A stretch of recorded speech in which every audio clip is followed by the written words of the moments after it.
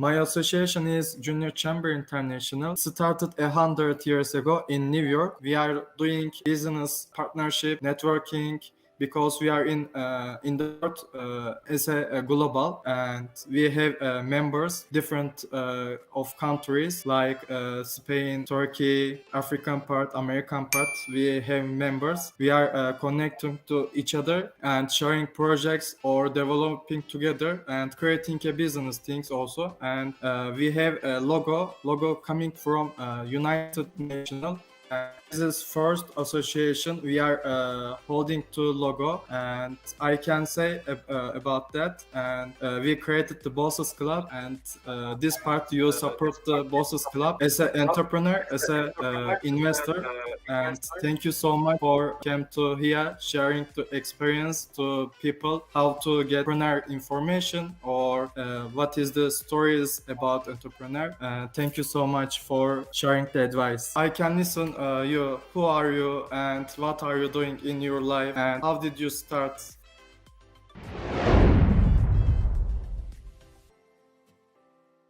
Sure. So I think I've always been an entrepreneur. I remember I started programming when I was 14. So while I was still in school, I bought one of the first computers that came out in Spain. In those days, it was an Amstrad 6128. Most of you probably won't remember or know what this one is, but it was one of the very early computers that came out, and it was loaded with the language BASIC. So I started programming in BASIC, and then I taught myself how to program in BASIC. I then learned to program in Pascal, CPM, Fortran, fell in love with programming. From there on, I kept abreast of technology world, although I went on to study genetic engineering and biotechnology. Throughout my university years, while I was doing genetic engineering, which is molecular biology, I carried on working with computers, writing programs.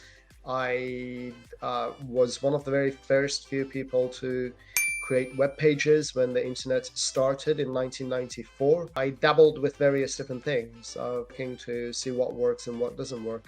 During university years, as a matter of fact, I used to purchase secondhand computers, refurbish them and sell them at a higher price to get some extra money for my university expenses, and I had to live on. After I finished my university degrees, I set up two companies. One company was a biotech company with a friend of mine, with a colleague of mine, which we then sold our shares in. The other company was an IT company, which was really my company and my brand. I sold consultancy, I did seminars, mostly on internet, the use of internet for personal use, for business use, mostly in those days. I told or I showed the business owners, big enterprises and government organizations what internet can be used for, how helpful it could be for them, what to use from it, and how to set it up in their organization, how to introduce it into their organization. And during that time, between 97 and 2000, 2001, I wrote 5 books. So the first one was Welcome to Internet, which was an introduction to what the internet is and what it's all about and all the different terminologies. Then my second book was The Final Second, regarding the issues of the year 2000. And in those days, many computer BIOS firmwares were programmed in 2 digits for day, 2 digits for month, and 2 digits for year.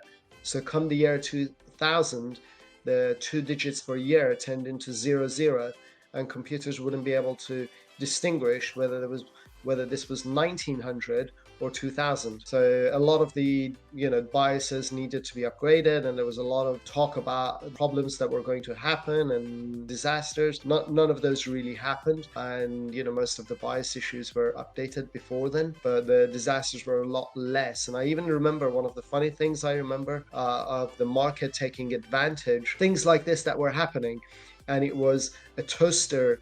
I saw a toaster being sold with a Y2K sticker, and it said it's Y2K compliant.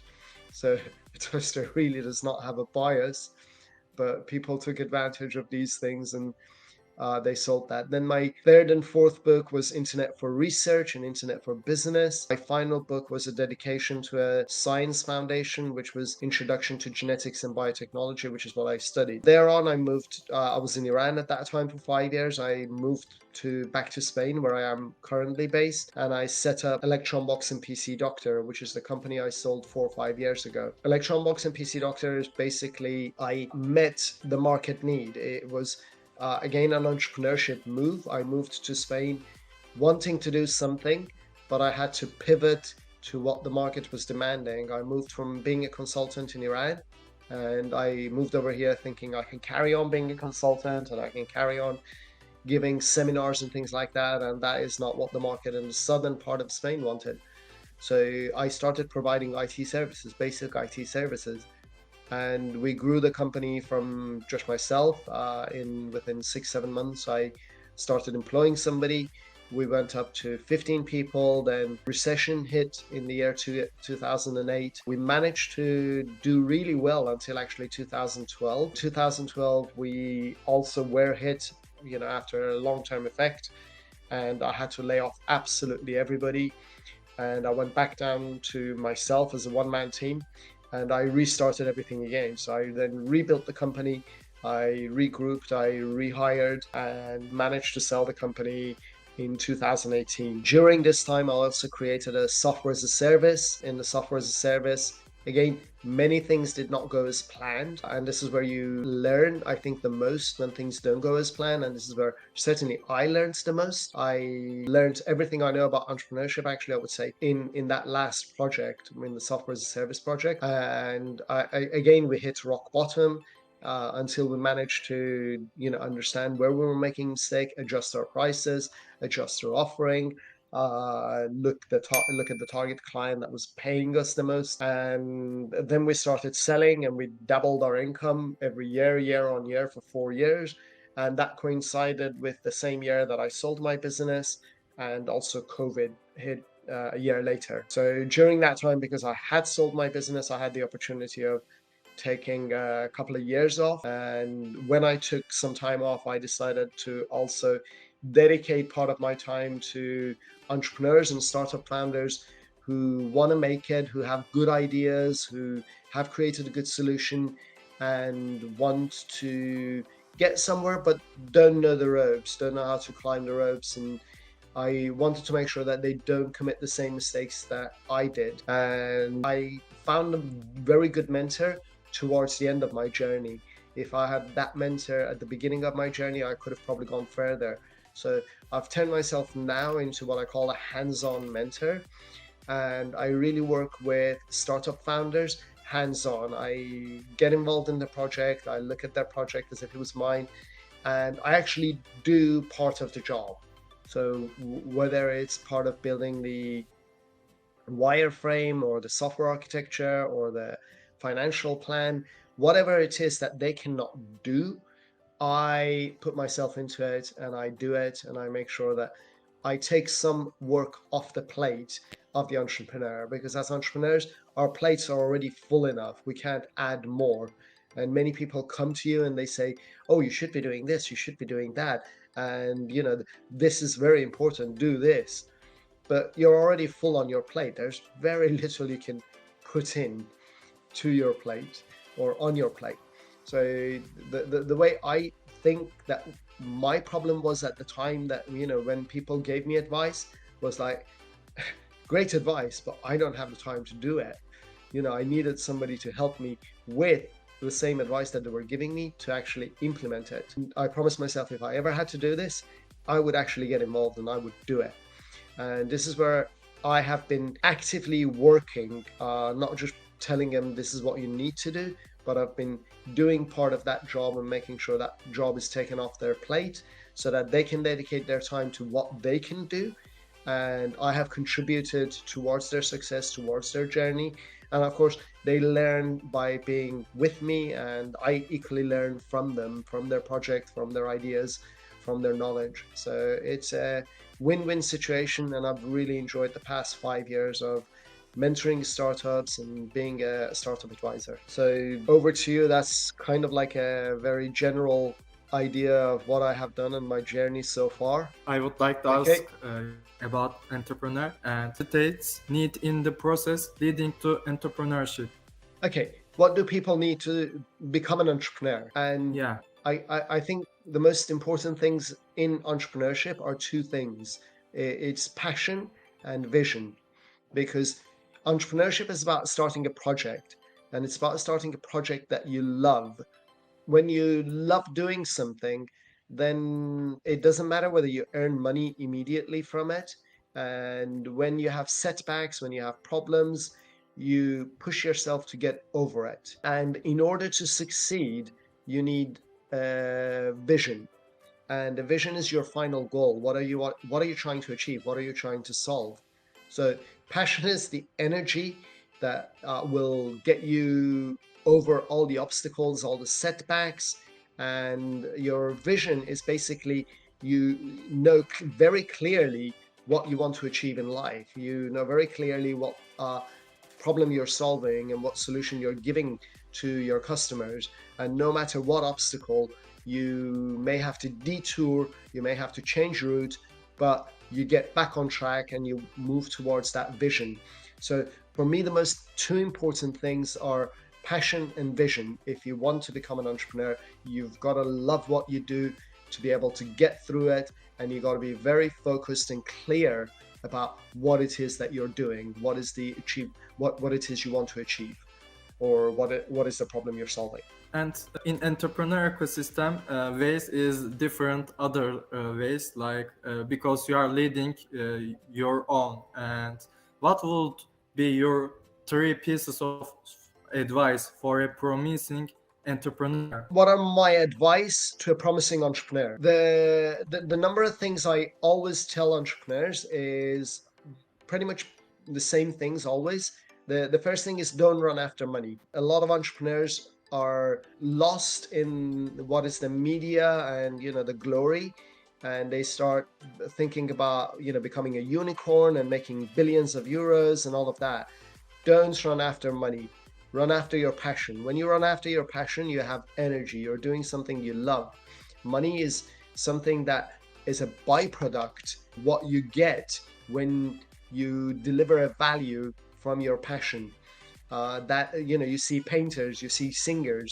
They deliver something, and after only delivering it, when that product is at its max or the best, that is when they receive fame. They get the payment and they get all the fame. But before that, it's not the money that they can go after. They've got to pour their heart into their passion, into that song, into that painting, into that software. So first of all, don't follow money, follow your passion. The next thing that I also say is, don't fear the failure, because failure is only just a mistake that we need to correct. You can use the power in failure to up yourself again, improve what you have. And if you think of all the thousands of scientists and people who have succeeded, they have failed 1,000 times before they have succeeded. So fear of failure, fear of competitors is debilitating, and you've really got to get rid of that fear. And once you get rid of that fear, then the only thing that you need to have is a clear focus and a clear vision, which is your objective. And you go for it with full force, because tomorrow is a day lost. So you can't lose that. And you've just got to push at your highest speed, if not at 10 times your speed. This is something that, we got at the Toastmasters session yesterday, and you learn something every day.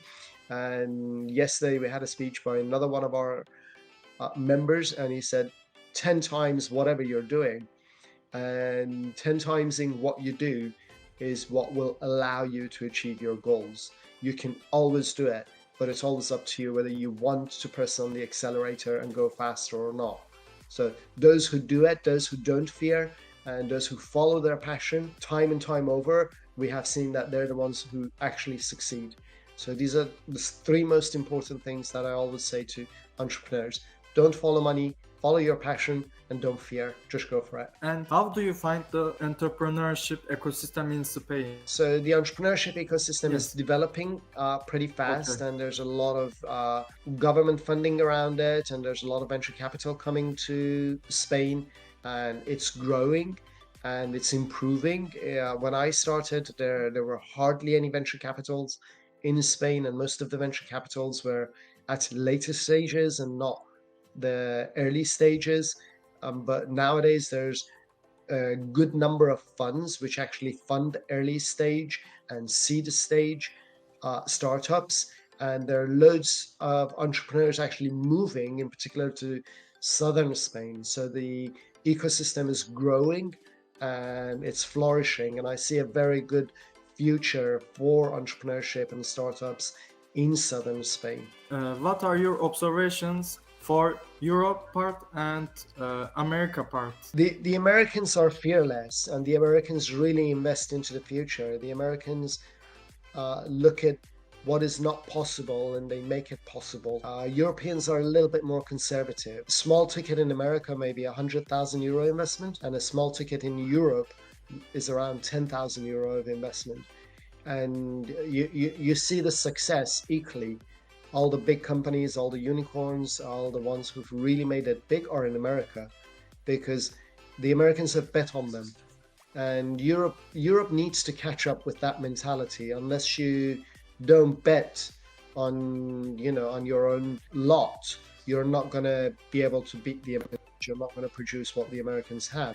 And those who do make it every now and then in Europe end up being purchased by the Americans. So that mentality of the investment needs to change to match the American fearless investment, but also higher amount of investment. As an investor and an entrepreneur, you can look at it from two sides. What are your expectations as an investor? I look at the product. So if I invest, and I've invested only in 2-3 small startups, so I'm very seed early stage investor. And the companies I've looked at and I've worked with and invested in are the ones where I can be of value, and that I can see the product need clearly. And then the next most important thing is the team has got to be able to deliver and also lead. So those three things are what I really look at, and with that I decide whether to go in or not. So I've seen plenty of pitch decks, well over 1,000 pitch decks over the past 4 years, and I've only been involved in 3 startups so far, hands-on. As an entrepreneur, what do you expect from investors? What I would expect from entrepreneurs is their whole heart, because if your heart is not in it, you're not in it. And if your heart is in it, everything is in it. That is the first thing that I expect from entrepreneurs. It's when your heart is in it, you're not looking at the time, you're not looking at doing other things, you're doing what you do because you love it. That's when you get results, because that's where I talk about the passion. If you have the passion, you're able to achieve it. And when your heart is in it, you don't let it go. You don't get disillusioned by setbacks, because setbacks and problems occur in every startup, in every company, in every part of our life. And we need to be able to understand that, okay, this is just another challenge and it can be solved. All we have to do is be creative and look for a solution. And if you love what you do, you bring out the creativity in you. Your heart will create that creativity, will make it happen, and you will be able to get over that challenge. What would you do differently if you had the opportunity to re-establish your business? What would I do differently? I probably would do 2 things differently. Number one, I would have less fear. I became fearful because of a couple of bad advice I received from the naysayers. And you really got to remove the naysayers from your surrounding. Those people who say, oh, you're never going to achieve it, you're never going to be able to do it. That's their experience, that's their way of thinking. You've got to see whether, of course, something works, and the market tells you whether it works or not. If you have your clients there, if the client is saying, yes, I want it, I buy it, then go and sell it. And selling, is something most important part.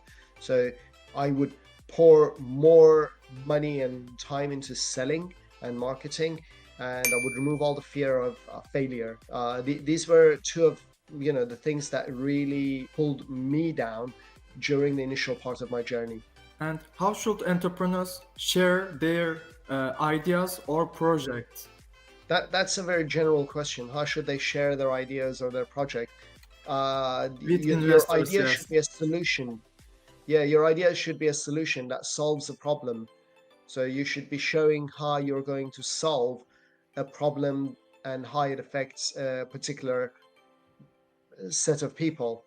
And if you can show that you can solve anybody's problem and there are more people like that, then you've solved the problem. The more people have that problem, the bigger your market. But it's about solving a problem. What would you like to add to them? They are putting the decide and they are taking a risk. And what would you like to say, as a mentor? If you don't take risks, first of all, you're not going to get anywhere. If you don't take a risk on your own money, don't expect the investor to risk his money. So first of all, you've got to take that risk, and don't think of it as a risk. Think of it as you're investing in your own heart and in yourself. Because the first thing is, by investing in your project that you love, you've invested in something that you're doing. And through that doing, even if it fails, you will have learned so many valuable lessons that you will never learn anywhere else. So invest the money, invest and do it. Would you like to add anything? It's been a pleasure being with you and sharing my experience with you. I just would like to say, good luck to all the entrepreneurs out there. Do it with love, do it for yourself. If you follow your passion, I have no doubt that you will succeed. Just don't fear and don't ever give up. Thank you so much. Thank you so much.